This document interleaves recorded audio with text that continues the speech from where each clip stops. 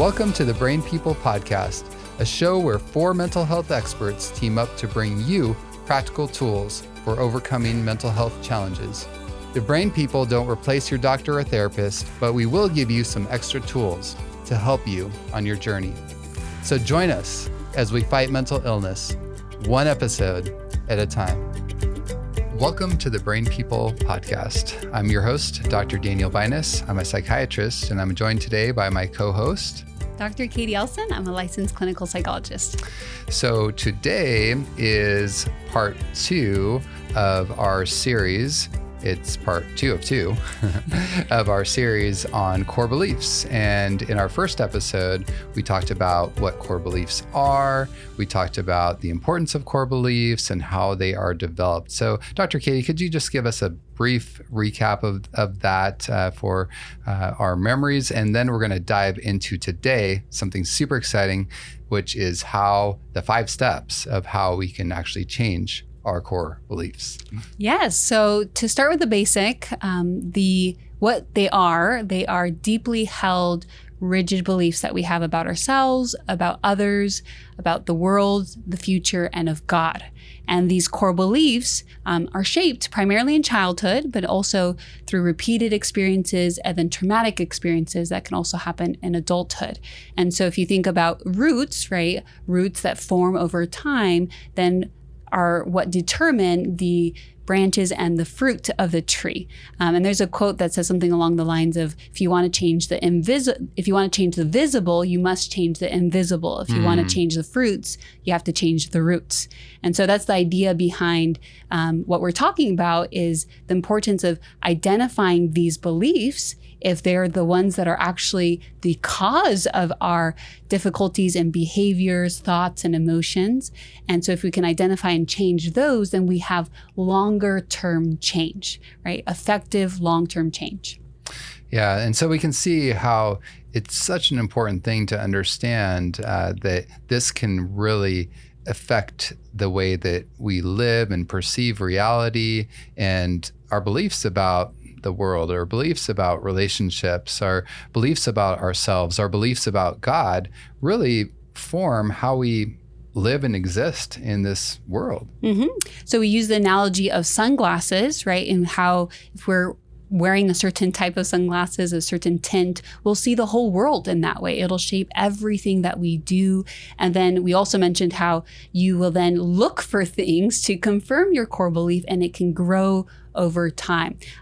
Also, one other quote that I really love that I forgot to mention is from Gandhi. Your beliefs become your thoughts become your words become your actions become your habits become your values become your destiny. So this not only shows the impact of our core beliefs on our thoughts, our emotions, and so forth, but I really like that he highlights destiny, because it's not just about feeling better. I think for some people that, they come in and they say, I just want to feel better. But our goal for our patients are really to improve their life and their well-being with their character, right? With their destiny, how they live life, here, but also, in their future. So it is extremely important to identify our core beliefs and to change them so that we can live an abundant life. Absolutely. I love that. And it really has a lot to do with, like you said, not just feeling better in the moment or even doing better right now with myself, but that has a tremendous impact on my future. And will I actually reach the purpose of who I was meant to become, who I was created to be, right? And some of these core beliefs can be what we might call limiting beliefs, where it really kind of puts a ceiling on our ability to go beyond where and reach that high level that God has in mind for us. Yeah. So I know here at Beautiful Minds, especially with coaching, we emphasize, the revive and survive and other elements, and the thrive component, right? We can't thrive without a healthy view of ourselves, about others, the world, and of God. It's impossible. Yeah. And one thing that I was thinking about too, when you're talking about how we look for evidence often to confirm our pre-held beliefs, is that sometimes I've also caught myself or caught patients or other people in that we will actually make choices and behave in ways that will confirm certain core beliefs. For example, if somebody has this belief that people are just not going to be there for me and they don't really care about me. Maybe we've been neglected, in childhood. So now it's really hard for me to go and ask for help, right? But maybe I'm like, okay, but I really need help. Like I need a ride to the airport. And so I muster up the courage to go and ask somebody, an acquaintance, because maybe I don't have a lot of close friends because I have this view, right?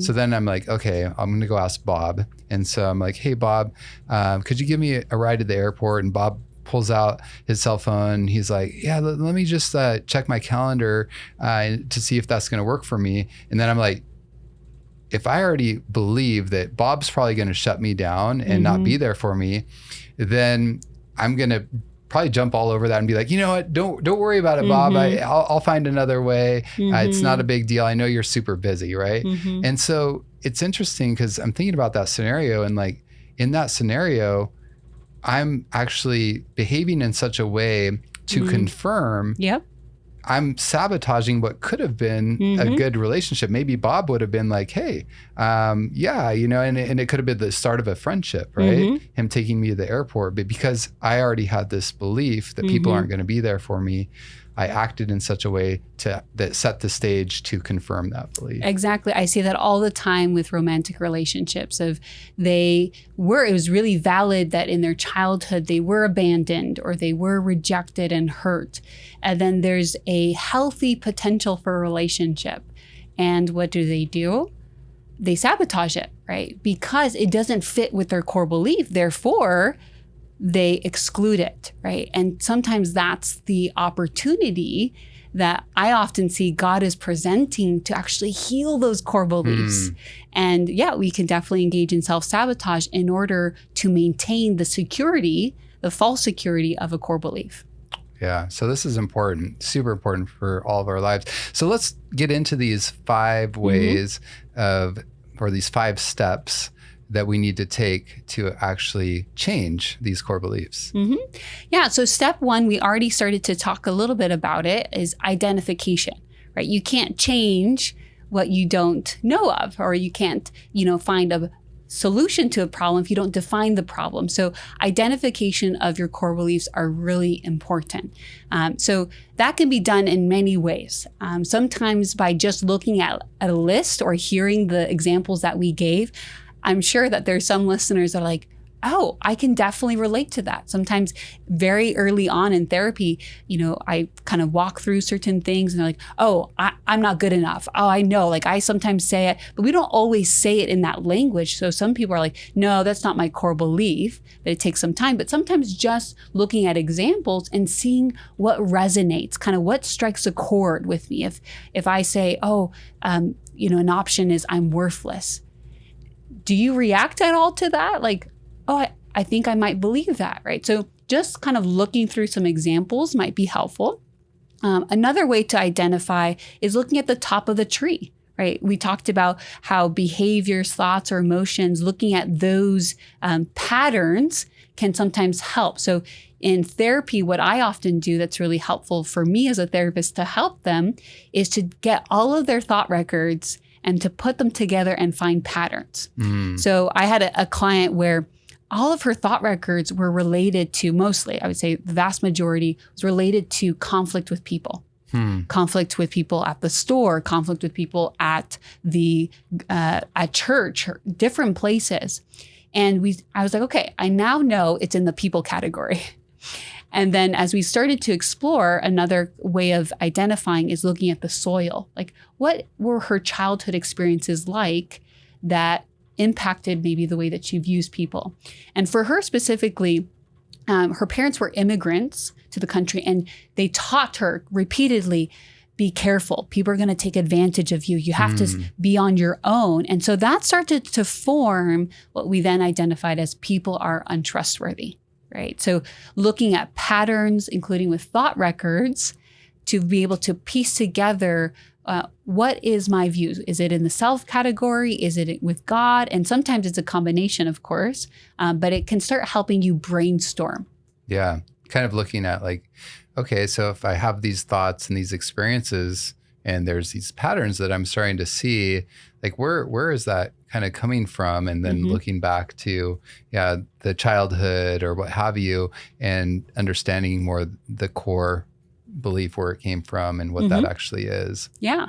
Now, thought records are also helpful for what we call the downward arrow technique. Have you used this before? I've heard of it, but I don't think I've ever actually used it. Okay. So the downward arrow technique, I love to use it. It's very simple, is we take the situation. So we might have the ABCs, right? Let me give an example that it might be easiest to kind of walk through. So the situation here is Sarah didn't invite me to the party. B, my thoughts, I don't think Sarah likes me. C, the emotions of, sadness, disappointment.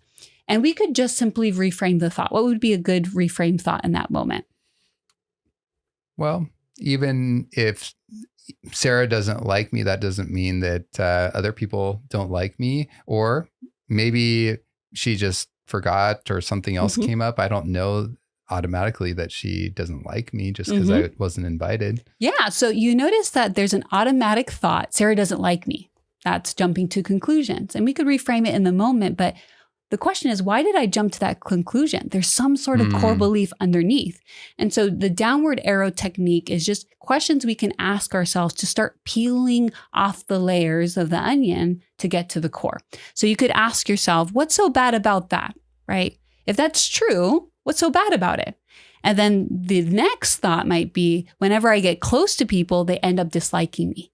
Right? It's like, oh, if it's true that she doesn't like me, then, I'm afraid that if, people get close to me, they won't like me. And then you ask again, you keep on peeling back the layers. Well, what does that say about me? Okay, I'll never have a close relationship. And sometimes you're like, oh, that's the core belief. No, not yet. You peel back more.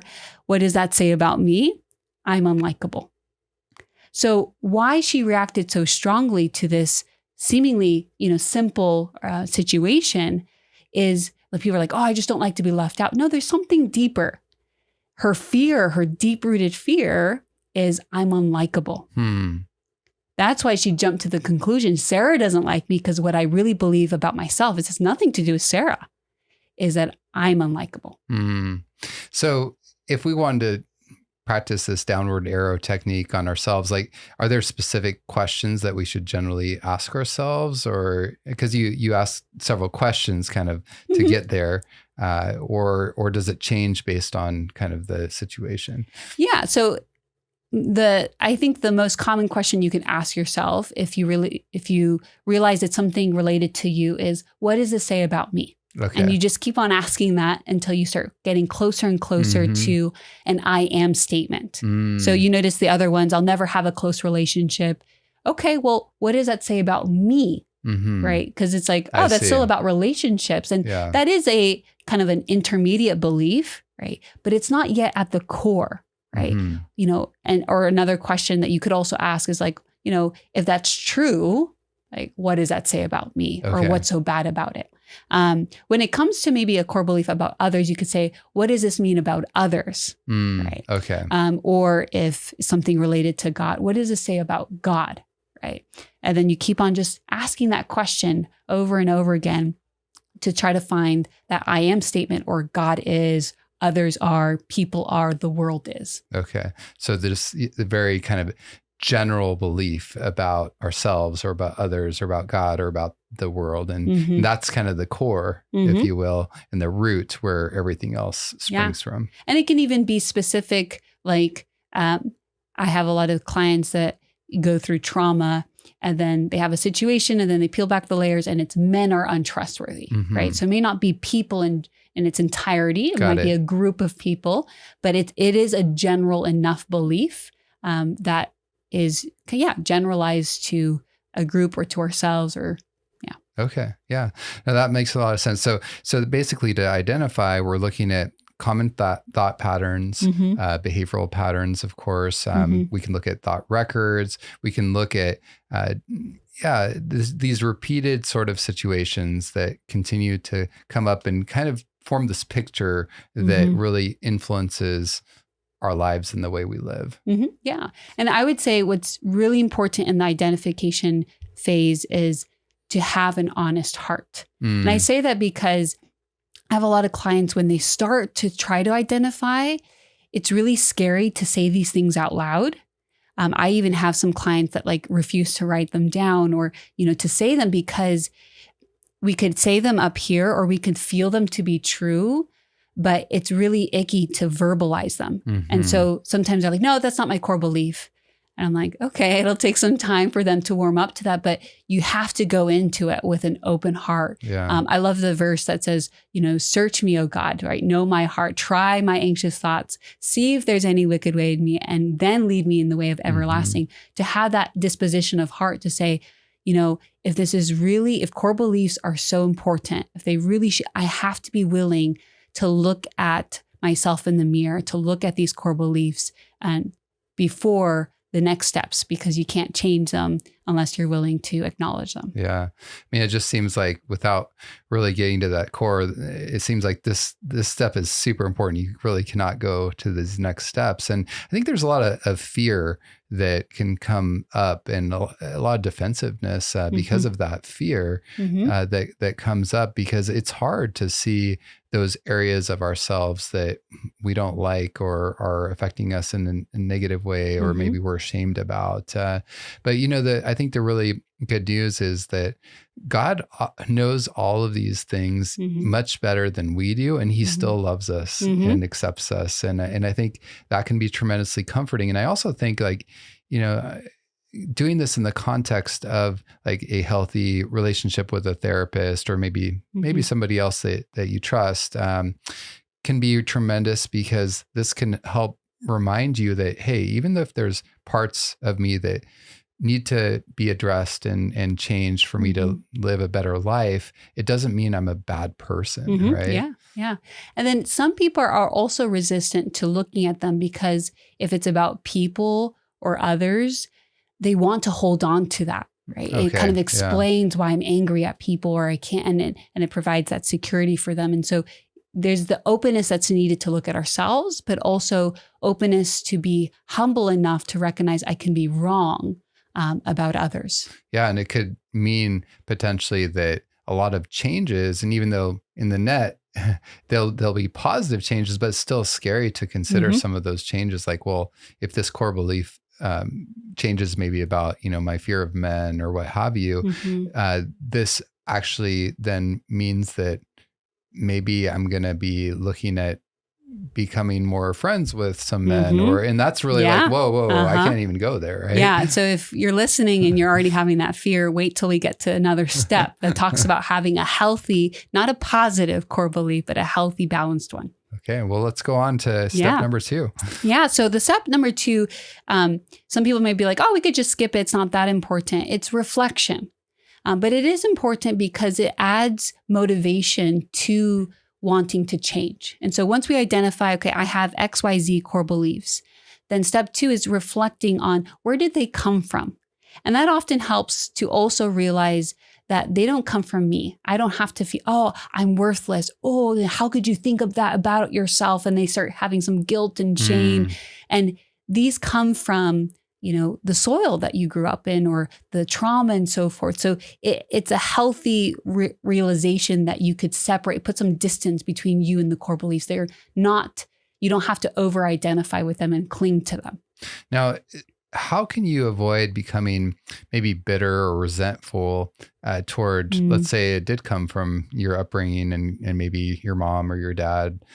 How can you avoid really fostering and festering in that bitterness and resentment? Excellent question. Is realizing they have core beliefs too. And that it came from, right, this is the cycle of mental illness and mental health struggles. And that's where we all have the opportunity at some point to try to change. And we don't look at other people for that. We just look at ourselves. So I may not be responsible for, maybe how they started to be created and formed, but I am now responsible of changing that. So others before me, they may have struggled and they may have tried to change in different ways. They have their own struggles, and just recognizing that and having understanding and compassion. So like, for example, if your parents did something to you, it's understanding why, right? Now that already comes from maybe a perspective of people don't generally want to do evil, right? So there's a why, there's an answer behind that. And whether it's parents or teachers or others, oftentimes the answer is they struggled, right? Hurt people. And then you say, even if they did have bad intentions, is it helpful for me to dwell on that? Yeah. It's not. And Absolutely. it doesn't change, because sometimes I think holding on to the anger, resentment is like a way to like explain and change how we're feeling, but it doesn't change your core beliefs. It just keeps you stuck in them. So kind of justifies them, right? Yeah. So either have compassion, understanding, and realize actually they may have not intended that, or even if they did, it's not helpful to dwell on. Yeah. And it seems like this would be a really good place to work on forgiveness. Of course. Yeah. So that you can let go of that. And I always, when I talk about forgiveness, I always tell people, okay, but remember, it's not justifying their behavior, but it's essentially saying, yes, I'm admitting that this was very hurtful for me. It was wrong. Someone really did wrong me, but I'm choosing to let go of that resentment and that anger. I'm letting that person free so that I can in turn be free myself. Yeah. Too. And reflection is also important, because later on, when you start challenging those beliefs with disputation, is you have to realize, okay, if they came from men are untrustworthy because of this trauma, the next time I interact with a man, that's now fresh on your mind. And you realize, okay, this person is not that person, right? Or that person does fit the profile of this other person, but becomes more specific than this big, huge general belief, or that was my parent that, didn't say that I love you. That doesn't mean that I am unlovable. So it just starts helping with the disputation process by reflecting and having a context to why you believe what you believe. Well, that makes a lot of sense. So you mentioned the disputing. Why don't we jump into that? That's the third step, right? Yes. Now, what's so beautiful about CBT is it builds on each other. So a lot of people say, if core beliefs are everything, why don't we just jump in right away? And you can't, because they're so deep that if, let's say, you don't have the strength to pull out those roots, then you're not going to be able to address it. And one key thing of disputation, the same skills that are used to dispute your thoughts are the same ones you use to dispute your core beliefs. So the evidence for and evidence against, not jumping to a positive alternative thought. You really need to put your thoughts on trial and give it a fair trial, because your brain will only believe what is true. Right. And so to dispute and have a new belief, you need to go through, it can be a long process of disputing that. What's the evidence that supports men are untrustworthy? Because that's the part that we hold on to. But then also, what's evidence that doesn't support that? Are there men that I know that are trustworthy? And then we can break it down even further. Well, in what area? Right. So maybe I say you can trust some people sometimes with some things. It's very specific. A general belief that they're untrustworthy is not enough to help you really discern the different situations and the complexity of individuals. So is there a simple way to kind of do that disputation? Because I could see how it could start to get a little complicated. I mean, do people do better with like writing it down, or what's the best way to do this? Yes, writing it down always helps, right? For everything. It helps to visualize. Like sometimes I'll have clients, I'll give them a handout, or if they do this on their own, you write the core belief at the top and you put 2 columns, right? Evidence for, evidence against, and you start writing it down. So for I'm not good enough. Okay, what are the things that you're believing? And they start writing down, I never got my master's degree. And, everyone else in my field has a master's degree. I never this. Okay. Now we'll come back to that. Now they start with evidence against. Well, I am good enough because, I accomplished this or this or this. And so you start realizing what's interesting about core beliefs is they're so overgeneralized that the moment you find something contrary is already starting to dispute the belief itself, right? So you find one man that's trustworthy, you can't say men are untrustworthy anymore. So it already helps with that. But then you go back to the evidence for and say, is that truly evidence? So just because I don't have my master's, does that really mean I'm not good enough? Right. Okay. And then you start realizing, no, right? And then you realize you'll end up with, there's some things I'm good at, there's some things I'm not. But ultimately, this is the fast track answer, is that we over-identify with our mistakes, or we over-identify with people with their mistakes, but we need to separate what they do from who they are. And so you end up saying, there's some things I'm not good at, but it doesn't mean I'm not good enough. Okay. So, and that's a huge differentiating factor, right? Because there's certain things that, all of us struggle with, but there's other things that we really are. But it's not this core identity, and it's more much more accurate, balanced picture of who we are. And then that applies to God as well. You say God is vindictive. There's something on your mind, past experiences or scripture or people that have told you certain things about God. Well, you need to give God, same as yourself, others, the world, so forth, a fair trial. You really need to look at evidence, not opinion. So you say, okay, well, what does he say about himself, right? What do I see? Okay, God is unfair. Okay, I can't just say, oh, well, I feel that way, or because this has happened to me. You look at the full picture and you write down every little thing. And then you say, how do I reconcile that some things, I view as fair, some things I don't? And you need to answer those really tough questions.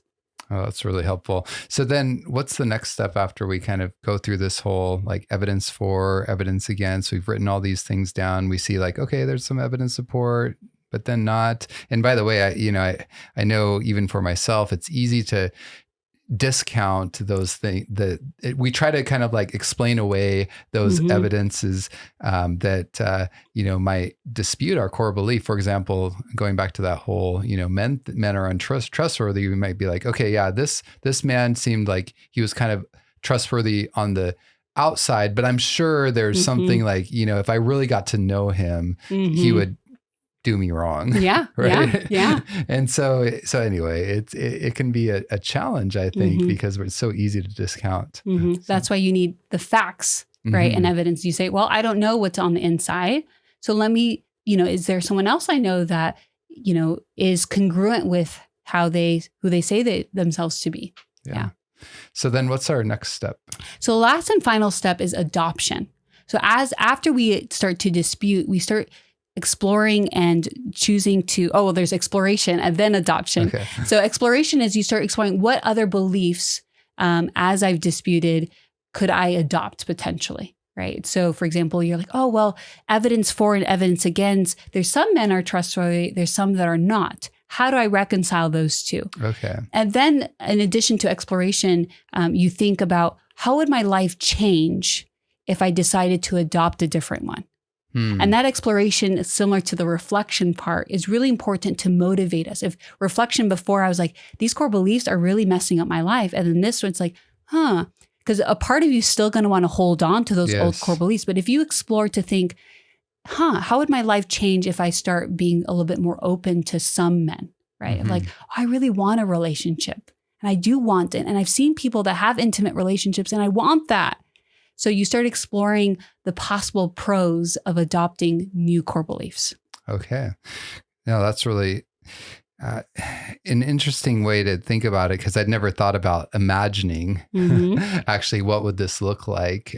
So for that exploration phase, just to make sure I understand that a little more fully. So of course, now we've kind of looked at the pros and cons in the disputing part, but now we're starting to say, okay, what would a modified core belief look like? Is that essentially what we're asking ourselves? And how would it impact my life? Okay. And it's kind of like the final step of disputation, right? Because there might be a part of you that still's holding on to the, evidence for of your old core belief. And so this kind of pushes you over the edge to say, okay, what would my life look like if I believe that God is fair?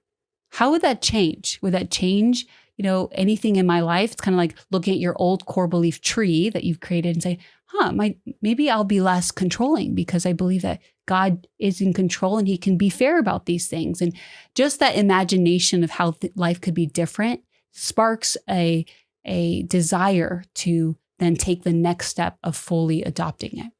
So now that we've touched on this element of exploration, let's talk a little more about this final step in changing our core beliefs. Yeah, so we need to plant a new tree. We need to adopt new core beliefs. And in that process, so you say, okay, well, what is a new belief that incorporates all of the data, right? Okay. So not a positive core belief, because that's why often they're afraid of like, oh, now I have to be open and trusting everybody. Right? And it's like, no, please do not. Like that would be problematic in another extreme. But if you say, when I was doing that disputation, I realized that there's some people I can trust sometimes with some things. Like, one friend I can trust with my secrets, but I can't trust with my keys to my car. They're a horrible driver, right? And you're like, oh, this person I can trust with my keys to my car, but not my secrets. And so you need a new belief that incorporates both parts. And that's really important because that core belief is going to be balanced, realistic, true, and that will help you to live and navigate life better. So the adoption has to be a balanced new belief with both sides of the evidence. Yeah, and it sounds like as you're putting that then into practice, you're going to, I'm sure it can be challenging at first, to say the least. But how do you, because you're kind of like we talked about before, even when you're exploring, you're imagining like, how would I actually adopt this and put it into practice? But now you're actually doing it. What are some of the pitfalls or issues that might come up that would help us to actually be aware of so that we're successful? Yeah. So this process, just to kind of give people kind of an idea of how it works in therapy, this is after many, many sessions and you're already working towards this. So for example, if you already started to change some behaviors, right, you're going to continue that process, but now with the new core belief that's feeding that. So a good way to solidify this core belief is making sure that your behaviors, your thoughts, and your emotions are now aligned with it. So for example, if you are trying to adopt the new belief, people are trustworthy, right? Or some people are trustworthy with some things, so forth. Then how do I set up my life in a way that feeds that new core belief? So if you have anyone in your life that is feeding the old core belief, you might need to set extra boundaries or even that sometimes take them out of your soil. So one thing that I like to kind of mention in this phase, I tell people, with planting, if you have one plant next to another, the other plant impacts the pH of the soil. So you can't adopt a new core belief if you're still surrounded by other people who are feeding that old core belief. So a lot of people who are like, they experience trauma and they still have people in their life that's still feeding that kind of trauma pattern and unhealthy and toxic relationships. It's going to be really impossible to be able to establish that new core belief. So adoption is because they're going to keep reinforcing the old negative belief. So if you think about from a neuroplasticity standpoint, right, you're still going on those old neuronal pathways. So in order to rewire your brain, you need a fresh start, right? Now, there's some people that are able to set boundaries and it's not their entire life. So you don't have to cut out everyone in your life, but it's making sure that they're not the primary source of this, trying to adopt this new core belief. So it's people in your life, it's experiences. So an example of that, if you believe I'm not good enough and you're trying to establish I am good, sometimes God brings experiences of like, hey, can you go and give that talk? And before you'd be like, no, I'm not good enough. Well, I don't fully believe it yet, but I need to feed that new core belief. I am good enough by going. And by showing that God will deliver me in that moment. Or I'm having the new core belief that my future is hopeful, is promising, right? And then something gets introduced to your life. You need to be conscious about how do I make sure that that new core belief is being fed by healthy behaviors, healthy relationships. But you notice before we've tried to do that to then improve our lives, but now it's to establish what now we believe intellectually. Yeah. And I love that because when we think about how our core beliefs were formed, they were formed not through intellectual experiences, but through real life experiences and relational experiences, et cetera. And so even though intellectually you may understand, okay, now I see through going through the disputation and the exploration that this is a more healthy belief, but in our heart of hearts, we still don't believe it until we experience it, right? Yeah. And I've heard some people say, oftentimes the longest distance in the world is between our head and our heart, right? Yeah. And it's not until we set the stage for those healthy core beliefs to be affirmed through reality, through our experiences, that I think oftentimes our heart really heals and believes it. Yeah. And I just want to, address this one question that I often get with people who are very discouraged when they realize their core beliefs. They say, Katie, I've had this core belief or core beliefs for 50 years, 60 years. Does it mean I'm going to be in therapy for 50, 60 years? Does this mean it's going to take forever to address it? And I remember the first time someone asked me that question, I was, wow, that's such a great question, right? And I just alluded part of the answer of neuroplasticity. But another thing to remember is as a child, when these are formed, we don't have the frontal lobe developed enough to really discern the truth. What we're talking about is finding the truth about ourselves, the world, and so forth. And so we're a sponge. If someone tells a child, you're green, right? And over again, a kid will believe they're green, right? But as an adult, if someone tells me I'm green, I'm like, uh-oh, what's wrong with you? So what's encouraging is now as an adult, although they're like, I've wasted so many years and it's okay. Like you didn't know, but now you know, and you have the brain capability to be able to now establish those new beliefs. And what's fascinating about how CBT is formed is because you're already renewing your behaviors and your thoughts, your brain is now in a position to better receive the new truth. And that's why we need to do those other works, exercise and water and the choose life principles before we work on the core beliefs. And then the core beliefs then help us then continue and maintain those very same behaviors, thoughts, and emotions. Yeah, it's beautiful how all those things work together and how that healing can then be accelerated. And especially, I see that when people are praying for God to be part of that whole process too. I mean, it's amazing how the Holy Spirit can come in and really help us, like you said, set the stage for, those sorts of positive experiences to take place when we're ready for them to happen. And also, I think really bringing that truth home to our hearts and bringing that healing. And, as Jesus says, the truth indeed sets us free. So, well, thank you so much, Katie, for sharing your wisdom on addressing core beliefs. And just to remind our listeners, we have those 5 steps: identification, reflection, disputation, exploration, and then adoption. And yes, it can take a lot of hard work, but it is well worth it because it really can bring so much healing and it can change the trajectory of our lives for the good.